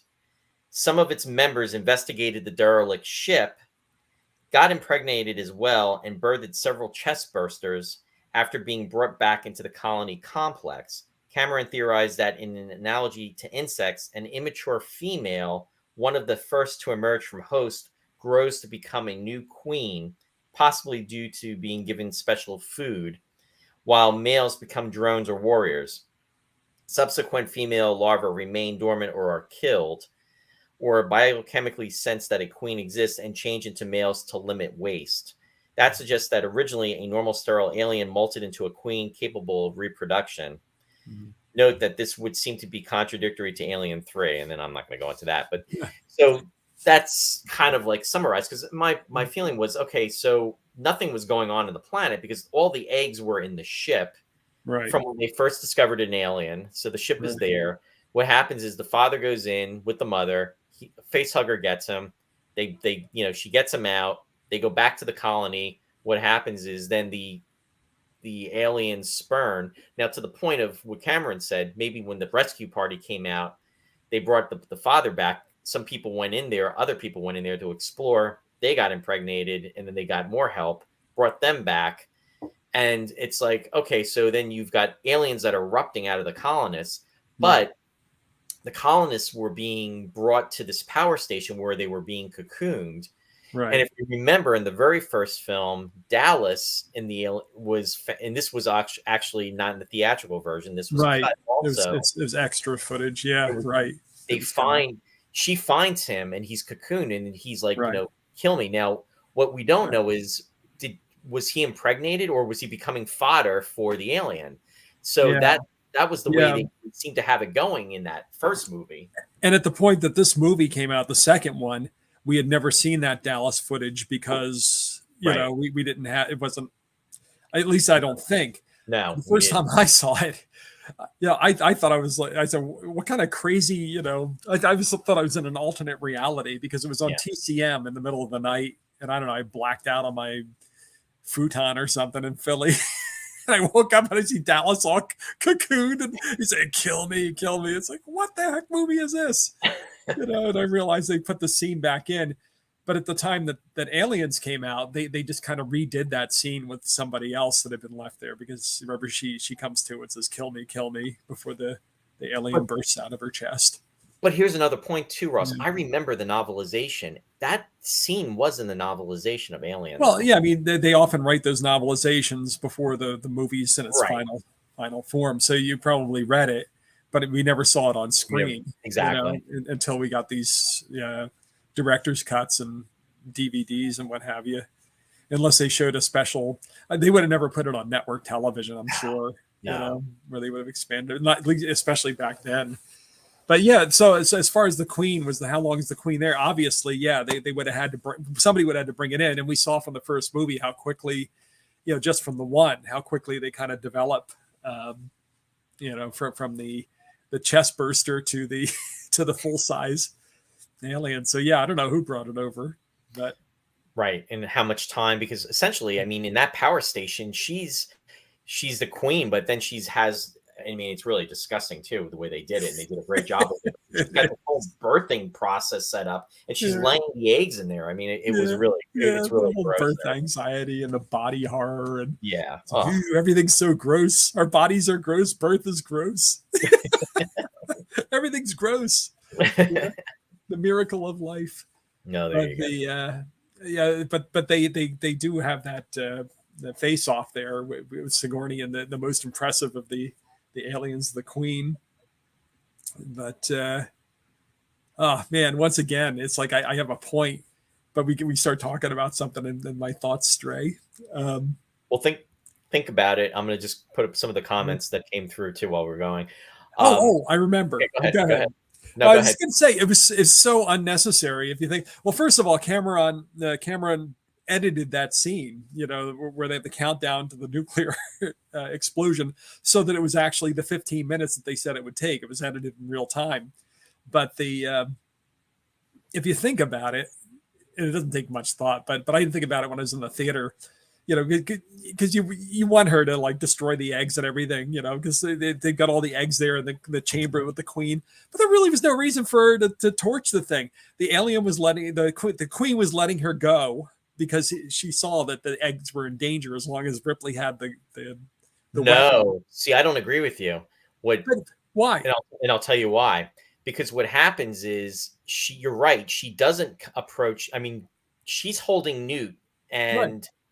And she's right by the eggs, and she's got the flamethrower. Right. And what happens is the queen does not go after her because she's got that, because she's worried about the eggs. Right. But she turns and the queen even gives her the motion for the drones to back off. Right. But what happens is the egg opens up. One of them does. And then Ripley looks at her like, really? So, okay, you're telling the drones to back off, not to kill me, because what you're going to do is you're going to impregnate me. And then that's why she starts blowing everything up, because she feels that's always been my takeaway from that. That's very body snatchers, by the way, to have the pod burst. Yeah, absolutely. But it was almost yeah, like, I suppose in light of her getting locked into the lab with the one, and you saw just how fast they are and everything. Okay, but I thought, how totally unnecessary. The whole planet's going to go up in 15 minutes. Like, why piss off the queen by torching all the eggs and then thereby guaranteeing that you're going to have this giant xenomorph latch onto your spaceship and come home with you? Come home with you. Wait for me. But I guess you're right. I guess if the face hugger came out, that wouldn't have been good. Yeah, no, and that's why, because if you notice, she doesn't attack them up until it opens up, and what she does is when she sees it open, Ripley does this look like, oh, okay, so now I'm on to you, and then that's when she starts, shooting at it and incinerating everything. All right. Colin says the blast sounds off pulse rifles going berserk is what I remember in this. Yeah, I mean, there's a very distinct sound with all of that. Martin commented, the ground vehicle was a redressed fire truck from a local airport. Oh, that's interesting. I thought it was the Batmobile. Vasquez, yes. Jeanette Goldstein did a great job in this movie. And Martin said, well, it is getting closer to Easter, so don't open up the eggs on this planet. It's interesting. The woman who played Vasquez wasn't Latino. She was not. That's when you could still get away with that, but she did a great job. She did, and she worked out. She really, she prepared for this role and was very intense with it. She did a great job with this movie. Claudia commented saying, she loved Vasquez. No, she was a great character. In fact, even right up to the end, because she's pretty much trying to get away, and then even when it gets a hold of her, she's like, no, and she's like, she's really like fighting, and she's, and then what they do is, when they take the grenade, because they pretty much know that they don't want to be killed by the alien the way you would be. Yeah, I guess all the Marines underwent training with real soldiers there for a bit. They went through a few weeks, and then Cameron told them to read Starship Troopers. Right, the Robert Heinlein book, and this is well before the movie. The movie, yeah. You know, it was interesting too. The character, I mean, Michael Biehn did a great job with this movie, and in fact, he was supposed to be at a creation convention, and I remember this. It was in 1987. It would have been right after this movie, and he was supposed to be there. In fact, Martin Landau would have been there at that same convention, and they both didn't make it. And it was in New York City. And what happened was he was in a car accident, I believe, with his girlfriend at the time, and that's why he didn't make it. But it would have literally been a year after this film had been done. Wow. But it was a shame because I think he would have been really kind of cool to have met. He originally was not the first consideration, though, for that part. And the actor that they were going to get for that had been recast. And that was James Remar.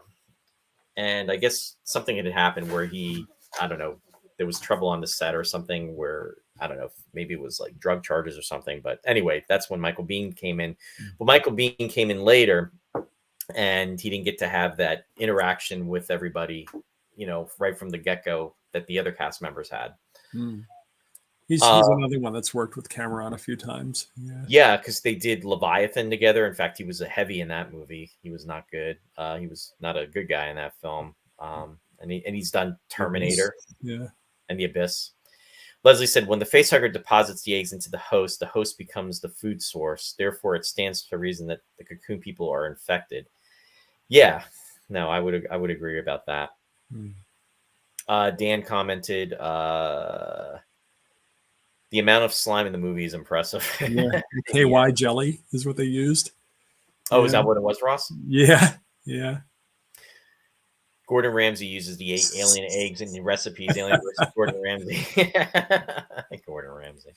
But it really does, you know, if you read anything about insects or anything in nature, it's like so true, though. It's like we live in such a horrifying world. If you look too close, it's a beautiful world, but don't look too close because it's really aliens. There you go. You know, I want to share some of the slides. I kind of held off because we were in our conversation and everything, but hang on one second. I'll just bring it on the screen here. So there we go. There's one of the movie posters. This time it's War Aliens, rated R. All roads lead to Star Trek with this film. Jeanette Goldstein Vasquez was also the science officer in Star Trek Generations. She was actually a Chiller Theater, and she had a big line, and I didn't get a chance to talk to her, but she seemed really, really nice. Very, very nice person. And Martin also commented, he was saying Vasquez is all roads lead to Trek reference right there. All roads lead to Space 1999 too, because Brian Johnson was the visual effects supervisor for post-production for this movie. I should say Academy Award-winning Brian Johnson. You know, the effects, I thought this movie looked really great. I mean, there were one or two shots that are of the era, but I thought it looked pretty fresh still. Well, you know what was interesting? The studio was really upset at one point, saying that, you know, where is their money going? Because they were saying it's being put into all the sets and everything. And what they didn't realize is that the miniature work a lot of times was miniature work, and they thought it was real. And they were like, oh, so, yeah, very convincing. Very, to your point, Ross, it was amazing. They did incredible work. Also, as Liz pointed out earlier, Lee Parsons is also another All Roads Lead to Space 1999 connection. She was the doctor at the beginning of the movie, and she was a lead in 3 episodes of Space 1999, in which she was in Devil's Planet, The Immunity Syndrome, and The Dorcons. Good catch. Yeah, good catch, Liz.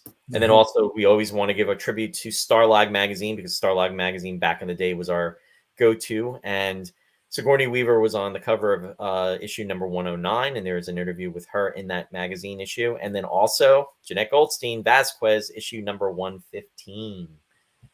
So there you go with that. And just some slides, some folks to take a look at. The cast of Aliens, and then some moments. The beginning of the movie with Paul Reiser. Oh, nice.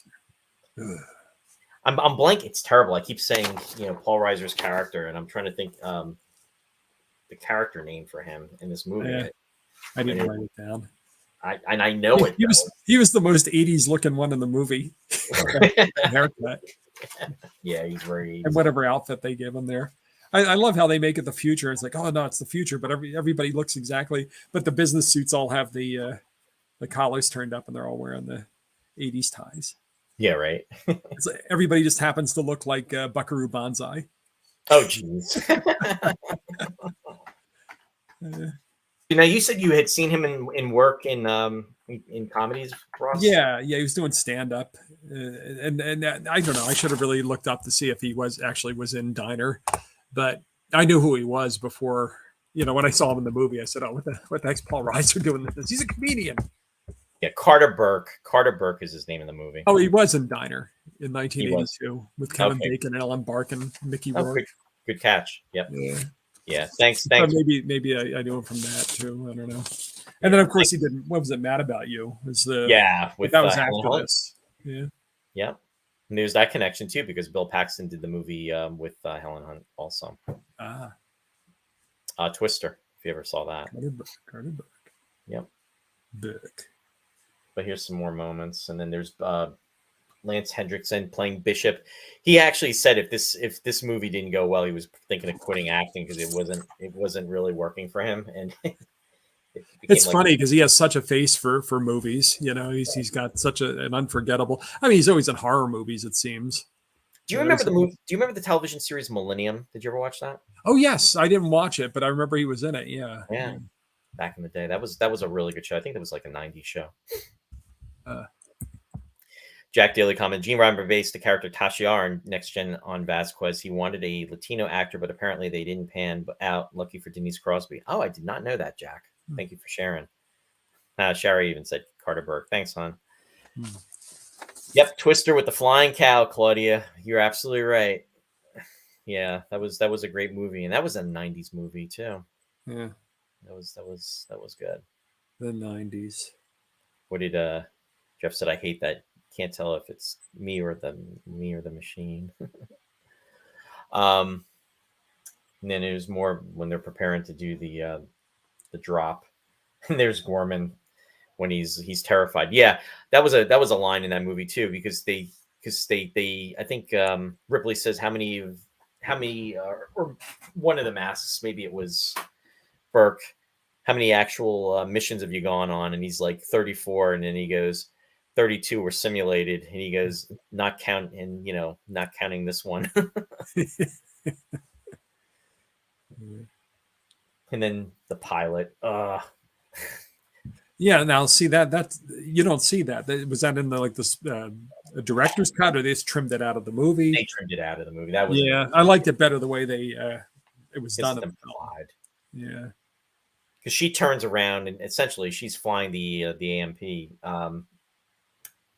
and it's interesting too because the guy Stumpmeyer, he's outside and he goes in and then he goes, "What's this?" And there's like this goo. It's KY jelly. And yeah, exactly. And she's like, "Get in here." And then what happens is he closes the hatch, and then the next thing you know, the door's opening, and then she turns around, and then there's the alien. Right. And that's all you really needed, Yeah. You need to get a little blood on the inside of the window or what have you. Right. You know that she got it, but it's often the case, at least in classic horror movies. Once you get the first kill, you don't really need to see everything. Exactly. Some would argue you don't even need to see the first thing, but I don't know if they stick to that. And they probably don't stick to that with slasher films. You have to see every kill. Oh yeah, it's sometimes being implied is a lot better, and that's what they did with the scene with her. Brennan said Paxton was terrific in Weird Science. I did not see that, but I know that he was in that, and I've heard good things about that. Had you seen that, Ross? Yeah, I saw it. Wasn't it Val Kilmer who was in that Weird Science? Or am I thinking of the wrong movie? I'm not sure. I'm sure I might be mixing up my Weird Science movies. They made a couple of things around that time. Was it Weird Science? Is that the one? Yeah, Weird Science. Mark commented he was a big fan of Millennium too, with as well. Yes, it's the only way. Nuke it from orbit. It's the only way to be sure. That was another one too, where pretty Anthony much trying to Michael make Hall. Anthony Michael Hall. Okay. Is that the right one? No, Bill Paxton. Yeah. So it was Robert Downey Jr. I'm mixing it up with another movie that Val Kilmer was in. And there was more foreshadowing too when Ripley at the beginning of the movie, when they're on the Sulaco and she's operating that walking right crane, I'll say. It was Real Genius was the movie with Val Kilmer that was out the same year. Yeah, Chris said that was the wrong movie. Brennan said Kilmer was in My Science Project, a different movie. Oh, he was in that too? Yeah, well, Real Genius was the one I was thinking of. Another science movie. Yeah. Would be science movie. All right, go ahead. And then there's the scene with poor Bishop. Yeah. Bishop at the end. Bishop turned out to be a good guy. And then, of course, the Queen. So there you go. Memorable quotes in this movie. This is a quote that has followed me since 1986, and I use this. I use this along the way, and here and there and everywhere. And anybody that knows me knows that. And and I love this line. It was a bad call, Ripley. It was a bad call. Or as Paul Reiser does it, it was a bad call, Ripley. It was a bad call. Got to have the hands going. Corporate stooge. I just love that quote. Oh, so in the director's cut, do we get to see him? I heard that he gets, cocooned. I did not see that. Okay, so that maybe wasn't put in the director's cut. They must have just either they didn't film it or it was filmed and never put out in any form.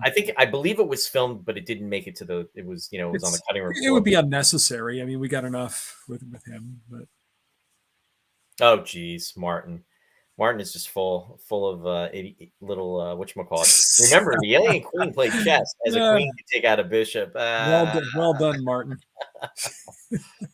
Sherry liked my reenactment. I'm waiting for Vince to say Roy Belquist, master impressionist, if he's still out there. Linda's saying, I liked Millennium, especially Lance Henriksen. I don't remember a lot about it now, but I do wish it had, run longer. Yeah, that was a great show. Yes, they only come out at night, mostly. Yeah, there was a lot of great quotes in this movie. But as we wind down, Ross, James Horner with the music. Horner. Wow. Yeah. I'll let you go ahead. No, what are you going to say?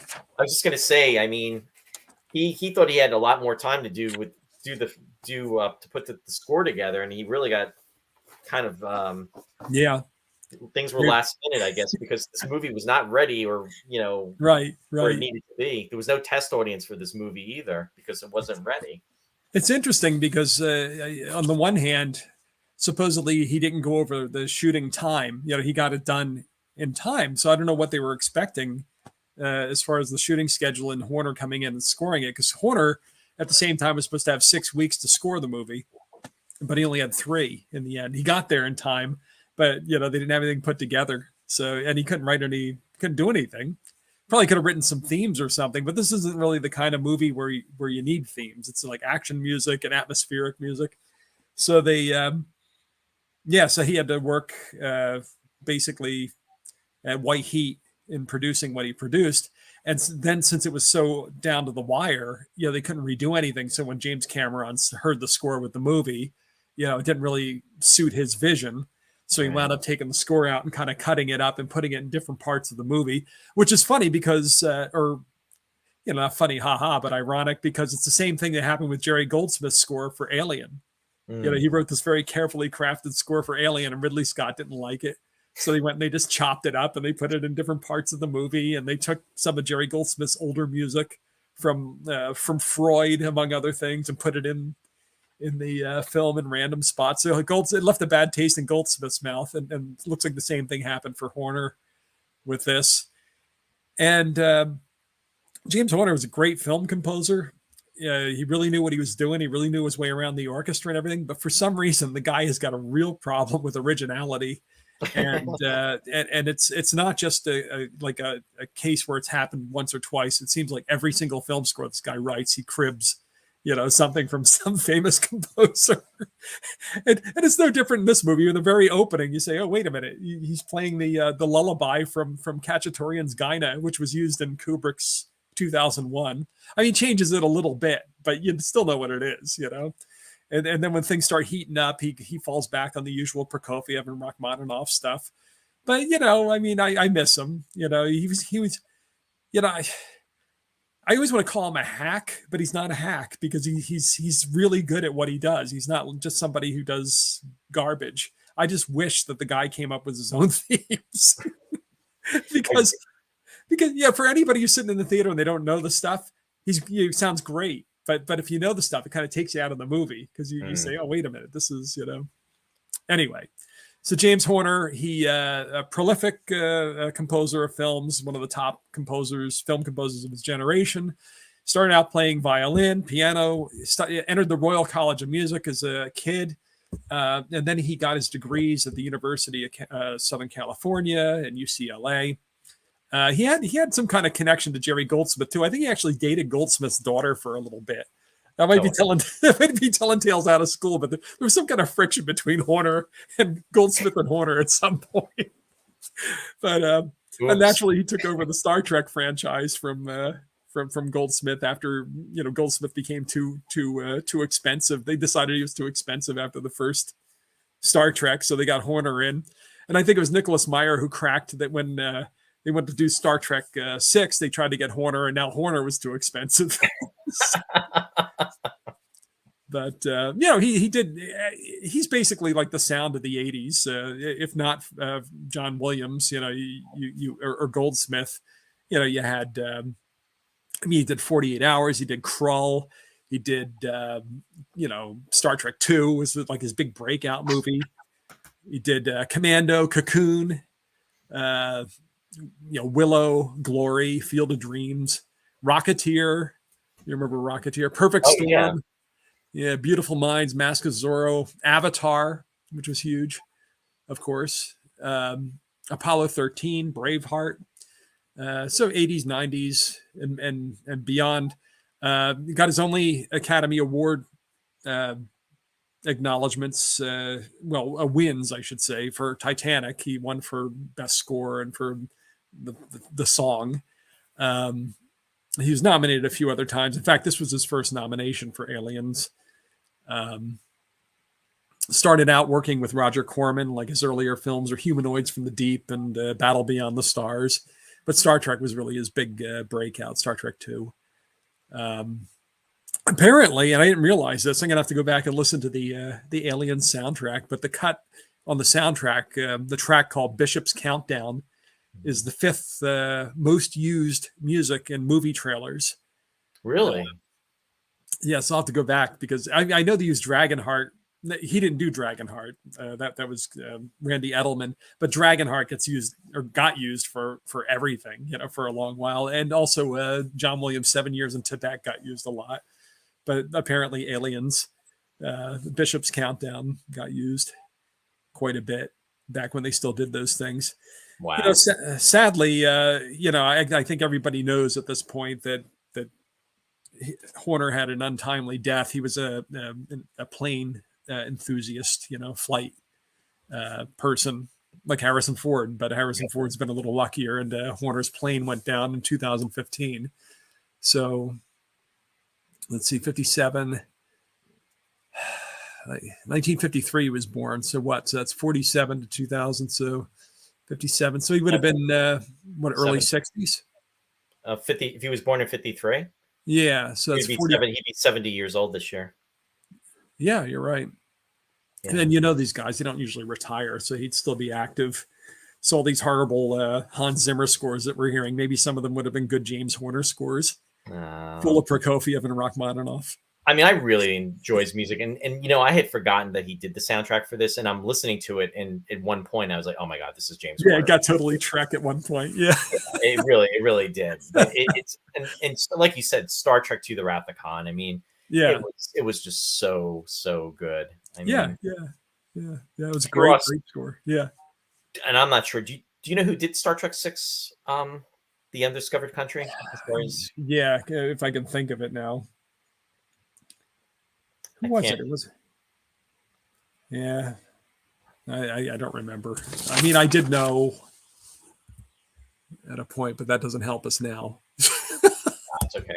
Well, anyway, no, thanks for sharing all that information, Ross. And I mean, every time we talk about him, Oh, it is. It's Cliff Edelman. I should have made the guess because I would have gotten it. Oh well.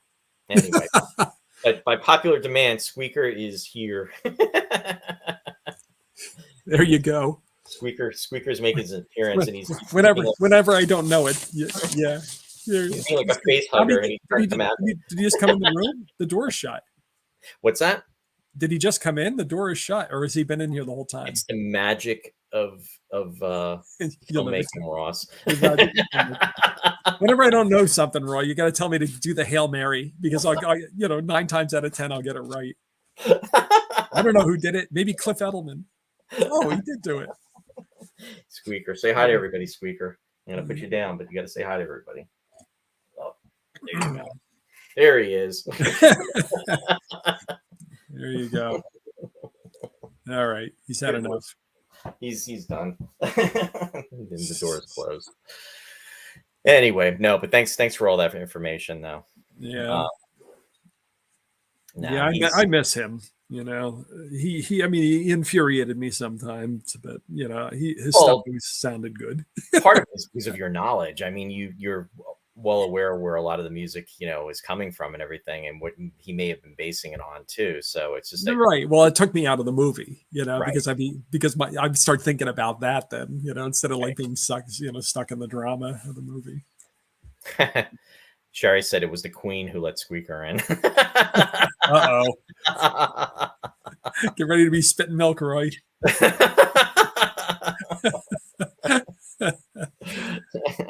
It's Jonesy. Yeah, Jonesy. You better put on your space suit. Yeah. Oh, Roy's left me.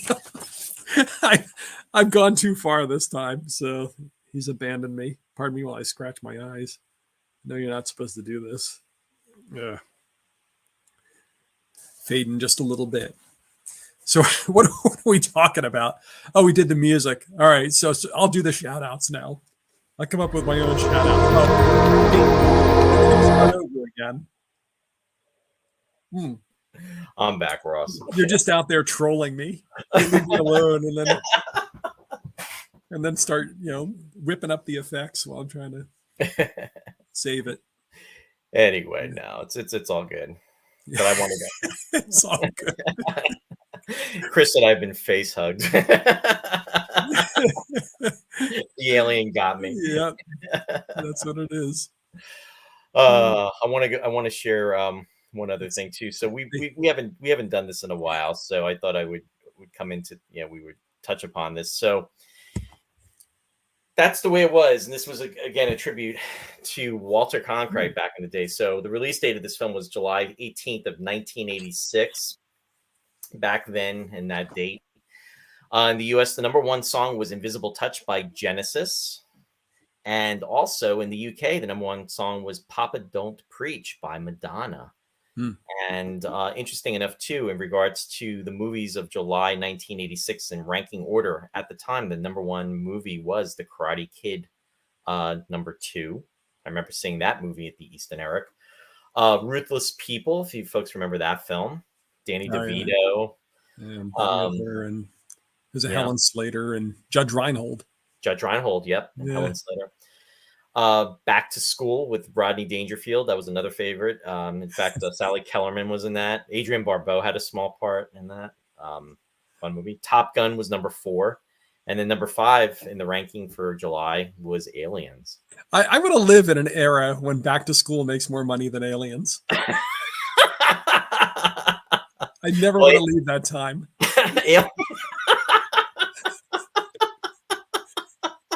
I know when I saw this, but this was for the month of July, though. Well, I actually did the same thing, and I wanted to see where Aliens ranked for the year, and obviously Top Gun went to the top, right? But after Top Gun for the year now, Crocodile Dundee was #2. That was huge. Paul Hogan back in the day. then The Karate Kid Part 2, then Back to School. So Back to School is still in the top 4. Wow. Then Aliens. Yep. Then The Color Purple. Oh, yes, that's right. And then Star Trek 4. Star Trek 4. Yeah. Then Ruthless People. Then Out of Africa. And for number 10 was Ferris Bueller's Day Off. Wow, that's right. That came out in 86. 86 was a great year for movies. It really, really was. Yeah. That's I still haven't seen Karate Kid. You never saw Karate Kid? No, I never saw Karate Kid. I remember seeing Karate I saw everything else on the list. I finally saw Top Gun like a year ago. I never saw Top Gun either. Well, there you go. There you go. So, well, you know, yeah, I'll come clean. I didn't see Ruthless People. So, well, there you go. Yeah, I saw that in the theater, believe it or not. That was a Monday night movie, I think, where you know, my stepfather said, "Hey, who wants to go see a movie?" Hey, see Ruthless People's playing at the Eric. Let's go. And interesting enough, I saw this on the 19th, which was on a Saturday night, but this came out 2 days before my my 20th birthday. You were already 20 already, but God, it's crazy. There you go. I had whiskers. Yeah. So anyway, speaking of which, so yeah, Ross, what you got? What you got? Okay. All right. These are the two the two shows I've got on WWFM, the Classical Network. Picture Perfect is the movie music show. And this week I'm doing a show, There Be Dragons. So they're all films with dragons. And speaking of Dragonheart, there'll be music of Randy Edelman. I'll be having music from Dragon Slayer by Alex North. And it's interesting because some of that music was recycled from his rejected score for Stanley Kubrick's 2001 A Space Odyssey. Oh. So that'll be featured. How to Train Your Dragon by John Powell. And finally, The Hobbit, The Desolation of Smog, Howard Shore. So There Be Dragons on Picture Perfect this week on WWFM.org. And then on The Lost Chord, the unusual and neglected classical music on Sunday night. For Women's History Month, I'm doing some French female composers. And it's funny, at the time I put this show together, you really would never hear about Louise Farrenc, but now she's really starting to take off. I actually heard one of her symphonies at the Philadelphia Orchestra the other week. So she is getting performed again. She was the only woman professor at the Paris Conservatory in the 19th century. She was only allowed to teach women, but her stature was such that she was allowed to, she was able to request equal pay. So she was kind of an anomaly and an extraordinary female musician of her time. She wrote a really good symphony number 3. We'll hear that on Sunday night on The Lost Chord, alongside works by a couple of other French composers, Auguste Holmes and Marie Grandval. So that's Cherchez la Femme on The Lost Chord Sunday night at 10. If you don't catch the shows at the time indicated, they will be posted as webcasts at WWFM.org, and I'll be writing more about them on my Facebook page this weekend. I'll write a little more about Picture Perfect tomorrow morning and The Lost Chord on Sunday morning at Classic Ross Amico. Thanks. Yeah, no, thanks, Ross. And want to give some, I'm going to go through the shout outs real quick. Want to give a shout out to Sci-Fi Distilled, our friends Mike and Mary Beth. They are on Wednesday nights at 7 p.m. Eastern Daylight Time. And they are actually Eastern Standard Time, excuse me. They are going to be doing Robot Month for the month of March. And they are going to be joined by, I believe, Dave Lafredo, friend from the Star Trek Original Series set tour. And they will be discussing the 2004 film that starred Will Smith, I, Robot. So tune into them. That's on March 8th, 7 p.m. Eastern Standard Time. Also, want to give a shout out to Country Gate Players. I have to say, Shari and I got to go to the Murder Mystery last weekend, and it was so much fun. So it was great to be there. Good to catch up. It's been a while. So it was kind of fun being on the opposite side of the stage, because we were watching, although Shari did get to have some fun doing a character that was, asked to do a character that was in the show. So there were 2 other people that did it as well too. So it was a lot of fun. So Country Gate is back, folks, for the 2023 season, and you can go to their website. It's www.countrygate.org, or you can also visit billscarrato.com. Bill posts information in regards to the production shows. And the opening show for the season for Country Gate for 2023 is Sylvia by A.R. Gurney.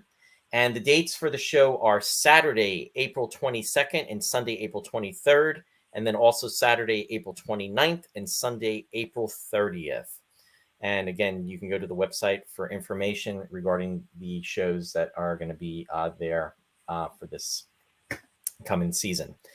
Also, a quick shout out to Captain Phil's Planet. Captain Phil is on 90.1 FM, Stony Brook, New York. The Captain schedule is on alternating Thursdays 3 to 5 p.m. and Friday nights 9 to 11:30 p.m. And also want to give a shout out to Martha and Snow at Studio One Thrift. They launched their website just about a month and a half ago.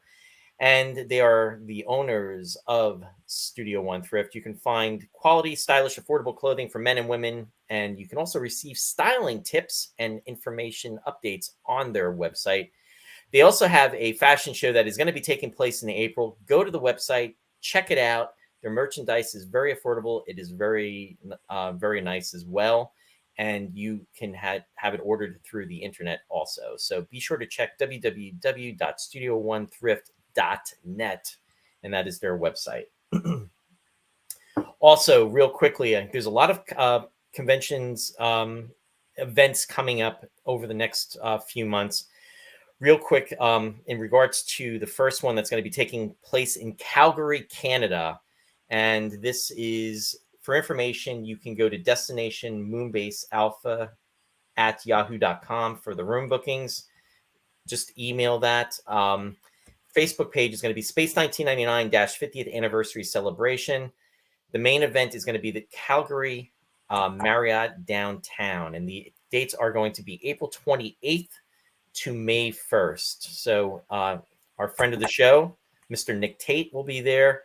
And then also a friend of the show, Jeffrey Morris. Now, Jeffrey's working on a project which is going to be a documentary regarding the Eagle and the 50-year history of the Eagle. So there's going to be a lot going on with that. So definitely check into it if you're interested. And that is the first event. Also, Trek Long Island is going to be coming up in May. It's going to be the dates of May 20th and 21st. And the website for that is www.treklongisland.com.